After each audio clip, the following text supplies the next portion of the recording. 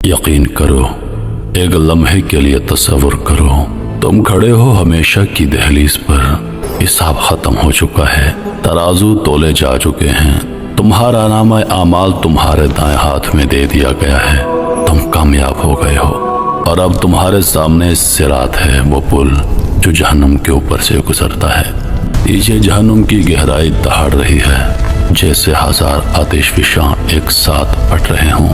اگر تم قدم بڑھاتے ہو، کچھ لوگ اس پل کو بجلی کی چمک کی طرح پار کرتے ہیں، کچھ ہوا کی مانند، کچھ گھٹنوں کے بل ہاتھوں کے سہارے لرزتے ہوئے خوف کے مارے رینگتے ہیں، اور کچھ گر جاتے ہیں۔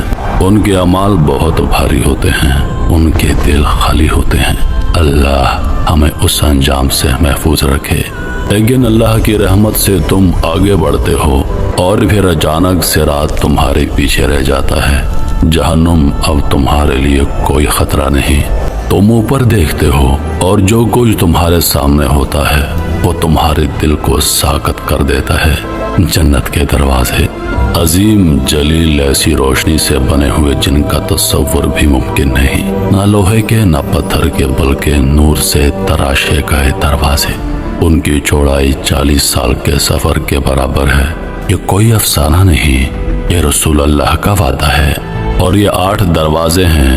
ہر ایک دروازہ اللہ کی طرف سے مقرر کردہ ہے، ہر ایک زندگی بھر کی ایک عبادت کی نمائندگی کرتا ہے۔ پہلا دروازہ باب الصلاۃ، ان لوگوں کے لیے جن کے دل نماز سے جڑے رہے۔ دوسرا باب الریان، ان کے لیے جو روزے رکھتے رہے امید اور اخلاص کے ساتھ۔ تیسرا باب الصدقہ، ان کے لیے جو دیتے رہے حتیٰ کہ جب ان کے پاس کم تھا تب بھی۔ چوتھا باب الجہاد، ان کے لیے جو اللہ کے راستے میں خلوص سے جہاد کرتے رہے۔ پانچواں باب الحج، ان لوگوں کے لیے جنہوں نے بیت اللہ کا مقدس سفر کیا۔ چھٹا باب کاظمی الغیظ، ان کے لیے جو غصے کو پی گئے جب وہ شدید تھا۔ ساتواں باب الامن، ان کے لیے جو بغیر حساب کتاب کے جنت میں داخل ہوئے۔ آٹھواں باب الذکر، ان کے لیے جن کی زبان اللہ کے ذکر سے تر رہی۔ اور پھر ہے ایک خاص مقام ایک عظیم روح کے لیے، وہ جو ہر دروازے سے بلایا جائے گا۔ رسول کریم صلی اللہ علیہ وآلہ وسلم نے حضرت ابوبکر صدیق رضی اللہ عنہ سے فرمایا تھا، تمہیں جنت کے تمام 8 دروازوں سے پکارا جائے گا۔ ذرا تصور کرو، ہر دروازہ تمہیں بلاتا ہے، پھر تم اس دروازے کی طرف بڑھتے ہو جو تمہارے لیے مقرر کیا گیا ہے، اور تم اسے دیکھتے ہو۔ رضوان، جنت کا فرشتہ جو اس کی نگہبانی پر مامور ہے، ایک درخشاں بلند پر نور مخلوق جو مضبوط اور پرسکون مسکراہٹ کے ساتھ تمہاری طرف دیکھتا ہے، نہ شک کی نگاہ، نہ سوال، بلکہ محبت کے ساتھ۔ وہ کہتا ہے وہ کلمات جنہیں سننے کے لیے تم نے پوری زندگی صبر کیا، سلامتی ہو تم پر، تم نے خوب عمل کیا، اب داخل ہو جاؤ ہمیشہ کے لیے۔ اور سب سے پہلا دروازہ کون کھٹکھٹائے گا؟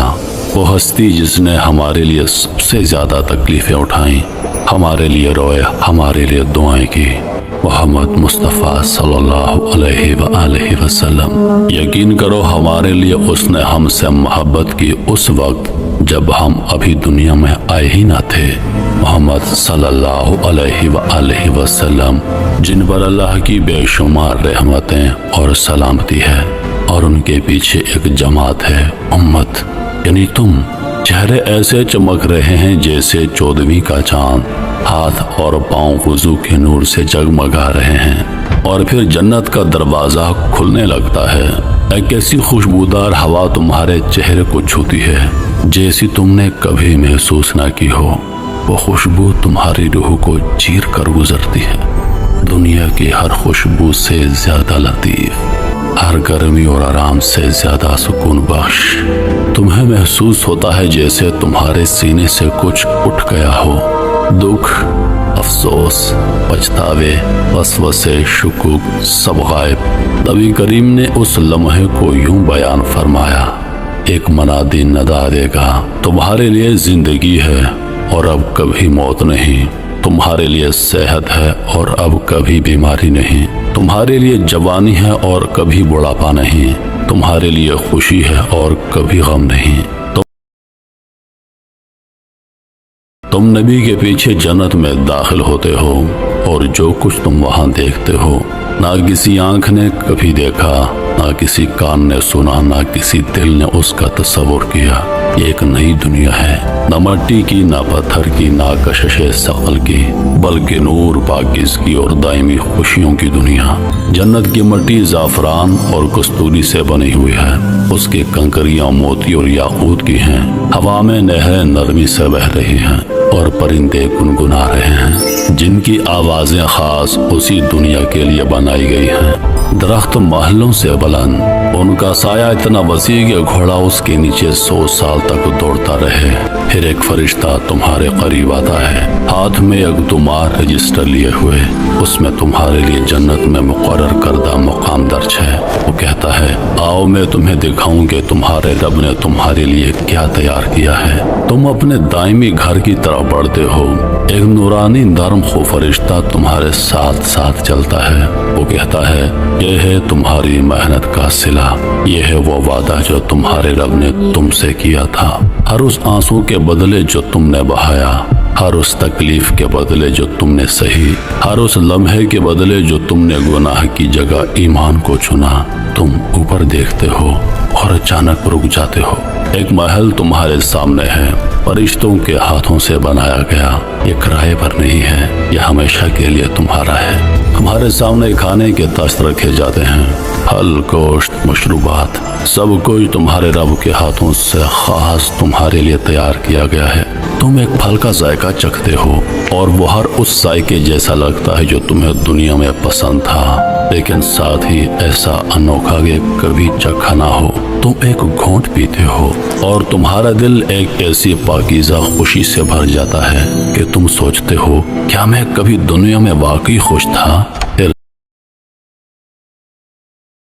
दरवाजा खुलता है और कोई अंदर आता है। तुम्हारी सांसें रुक जाती हैं। ये तुम्हारे अपने हैं, तुम्हारे अहले खाना, वो लोग जिन्होंने तुम्हारे साथ ईमान में जिंदगी गुजारी, तुम्हारी जद्दोजहद, तुम्हारी दुआओं में शरीक थे, जन्नत में दाखिल हो रहे हैं। खूबसूरत नूरानी मुस्कुराते चेहरे। कुरान मजीद वादा करता है, हमेशा रहने वाली जन्नतें, वो उनमें दाखिल होंगे अपने बाप दादा, बीवियों और औलाद में से जो नेक होंगे। और फिर आंसू आते हैं, लेकिन हम के नहीं, खुशी के आंसू। और उस लम्हे तुम्हें एहसास होता है, हर बार जब तुमने उनके लिए दुआ की, हर बार जब तुमने अल्लाह से कहा कि हमें आखिरत में इकट्ठा कर दे, अल्लाह ने तुम्हारी दुआ सुनी और अब तुम सब इकट्ठे हो हमेशा के लिए। अगर तुम दुनिया में शादीशुदा थे और दोनों जन्नत में दाखिल हो गए तो तुम्हारा रिश्ता फिर से जोड़ दिया जाएगा, लेकिन इस बार हमेशा के लिए। ना कोई झगड़ा, ना दिल टूटने का खौफ, ना कोई धोखा, सिर्फ खालिस और बढ़ती हुई मोहब्बत। और अगर तुमने दुनिया में कभी शादी ना की या सुकून ना पाया तो अल्लाह तुम्हें किसी बेहतर से नवाजेगा, ऐसे शादी से जो तुम्हारे लिए बनाया गया है, जो हर उस तस्वुर से भी ज्यादा हसीन है जो तुमने कभी सोचा हो। वो तुम्हारी आंखों में झांकता है और तुम्हें लगता है जैसे तुम्हारा दिल सिर्फ उसी लम्हे के लिए पैदा किया गया हो। तुम उसका हाथ थामते हो और एक साथ शोहर और बीवी बनकर अपनी हमेशा की जन्नत की तरफ बढ़ते हो। हर आवाज, हर सरगोशी तुम्हें सुकून देती है। न कोई हंगामा, न कोई अलार्म, न दुनिया के झंझट, सिर्फ सुकून, सिर्फ राहत। और याद रखो, तुम एक जगह बैठे नहीं रहोगे, तुम देखोगे, घूमोगे, उड़ोगे। जी हाँ, जन्नत के लोगों परिंदों की तरह उड़ेंगे, बागात, महलात, पहाड़ों, ऐसे मकामात की सैर करेंगे जिन्हें ना कभी किसी ने देखा, ना कभी सोचा। तुम अपने दोस्तों से मिलोगे, यकीन करो जन्नत में तुम दावतें दोगे, तुम अंबिया के साथ बैठोगे, सहाबा कराम के साथ हंसी मजाक करोगे और तुम जन्नत के दर्जात चढ़ोगे। हर दर्जा पहले दर्जे से ज्यादा खूबसूरत, ज्यादा नूरानी। जन्नत सिर्फ एक दर्जा नहीं है, یہ کئی درجات پر مشتمل ہے، ایسے جیسے روشنی کے ایک لامحدود مینار کی منزلیں ہوں۔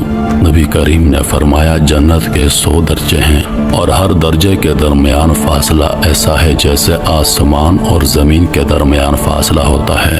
ان تمام درجات میں سب سے بلند ترین، سب سے مرکزی، سب سے خوبصورت مقام ہے الفردوس۔ اسی کے اوپر اللہ تعالیٰ کا عرش ہے اور یہیں سے جنت کی نہریں جاری ہوتی ہیں۔ اس مقام کے سب سے قریب ہوں گے انبیاء، شہداء، سچے لوگ اور مومنوں کے وہ بچے جو بلوغت سے پہلے وفات پا گئے۔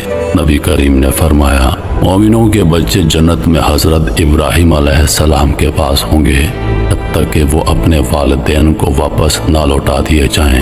تم اپنا بچہ دیکھو گے دوڑتا ہنستا جنت کے موتی کی مانند مکمل اور خوبصورت۔ وہ تمہارا ہاتھ پکڑے گا اور کہے گا میں تمہارا انتظار کر رہا تھا۔ تم رو پڑو گے لیکن وہ آنسو تکلیف کے نہیں ہوں گے بلکہ وہ خوشی کے آنسو ہوں گے جو ہر غم کو مٹا دیتے ہیں۔ اب سوال آتا ہے غریب، مظلوم اور بھولے بسرے لوگ کیا دنیا میں وہ نظر انداز کیے گئے، ان پر ظلم ہوا، مذاق اڑایا گیا، وہ کم کھاتے، کم رکھتے اور اکثر دنیا کے لوگوں کے لیے بے حیثیت ہوتے تھے، لیکن جنت میں وہ امیروں سے 500 سال پہلے داخل ہوں گے کیونکہ ان کے پاس حساب کے لیے کم مال تھا، کم فتنہ، زیادہ صبر، زیادہ پاکیزگی، اور اب وہ تختوں پر بیٹھے ہوں گے۔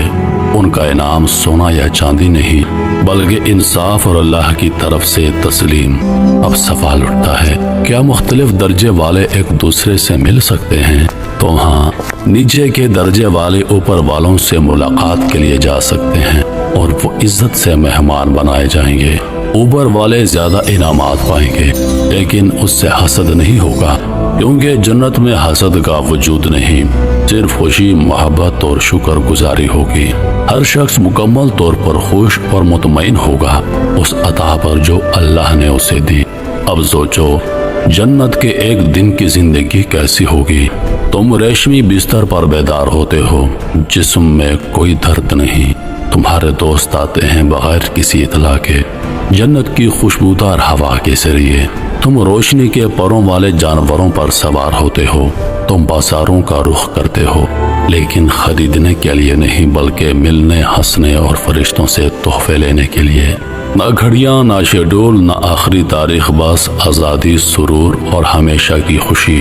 تم ذکر کی مجالس میں بیٹھتے ہو، دنیا کو یاد کرتے ہو اور سوچتے ہو کہ وہ کتنی چھوٹی لگتی ہے۔ اب تم ہنستے ہو اور کہتے ہو یقین آتا ہے کہ ہم ان چیزوں پر روئے تھے جو اب ایک خواب جیسی محسوس ہوتی ہیں۔ تم حضرت عمر بن خطاب کے ساتھ بیٹھتے ہو، یوسف علیہ السلام کی حکمت سنتے ہو، مریم علیہ السلام سے ان کی کہانی، ان کی زبانی سنتے ہو، اور تم رسول اللہ کے ساتھ چہل قدمی کرتے ہو اور وہ تمہیں تمہارے نام سے پہچانتے ہیں۔ اور جب تم سمجھتے ہو کہ تم نے سب کچھ دیکھ لیا ہے، جب تمہارا دل خوشی سے بھر چکا ہوتا ہے، تب تمہیں بتایا جاتا ہے ایک انعام ابھی باقی ہے، ایسا انعام جو سب سے مقدس ہے۔ یہ وہ چیز ہے جسے انبیاء نے صرف سرگوشیوں میں بیان کیا۔ نبی کریم نے فرمایا جب اہل جنت جنت میں داخل ہو جائیں گے تو ایک پکارنے والا ندا دے گا، تمہارے رب کا ایک وعدہ ہے۔ وہ کہیں گے کیا وہ ہمارے ترازو کو بھاری نہ کر چکا؟ کیا اس نے ہمیں جنت میں داخل نہ کیا؟ کیا اس نے ہمیں جہنم سے محفوظ نہ کر دیا؟ پھر پردہ ہٹا دیا جائے گا اور اللہ کا چہرہ ظاہر ہوگا، اور اللہ کی قسم انہیں جتنا بھی کچھ دیا گیا ہو اس سے زیادہ محبوب کوئی چیز نہ ہوگی جتنا کہ اپنے رب کو دیکھنا۔ اللہ اپنی ذات کو ظاہر فرمائے گا، اس کے چہرے کی روشنی اربوں سورجوں سے زیادہ خوبصورت مگر دل کے لیے سکون بخش۔ ایمان والے اس کی طرف دیکھیں گے، اپنے خالق، اپنے رازق، اپنے مالک کی طرف، اور اس لمحے جنت کے ہر انعام، ہر نعمت کی روشنی مدھم ہو جاتی ہے، کیونکہ یہی ہے اصل جنت۔ نبی کریم نے فرمایا تم اپنے رب کو ایسے دیکھو گے جیسے چاندنی رات میں پورا چاند دیکھا جاتا ہے، اور تمہیں ایک دوسرے پر چڑھنے کی ضرورت نہیں ہوگی، نہ کوئی شبیہ، نہ کوئی شکل، نہ کوئی موازنہ، بس کامل ذات کی حضوری کا احساس۔ تمہارا دل مکمل ہو جاتا ہے तुम्हारी रूह सुकून में तहलील हो जाती है। तुम पलक झपकना नहीं चाहते, कुछ कहना नहीं चाहते, बस देखना चाहते हो, और उसी देखने में हर खुशी हर नेमत हमेशा के लिए तुम्हारी हो जाती है। फिर अल्लाह तुम्हें तुम्हारे नाम से पुकारता है। वो तुम्हें उन लम्हात की याद दिलाता है जो तुम भूल चुके थे, जब तुमने छुप कर सदका दिया था, जब तुमने जवाब न देकर सब्र की, जब तुमने किसी की मदद की और अपना नाम छुपा लिया। अल्लाह फरमाता है, मैंने देखा, मैंने लिखा, और अब मैं उसका इनाम हमेशा के लिए तुम्हें देता हूँ।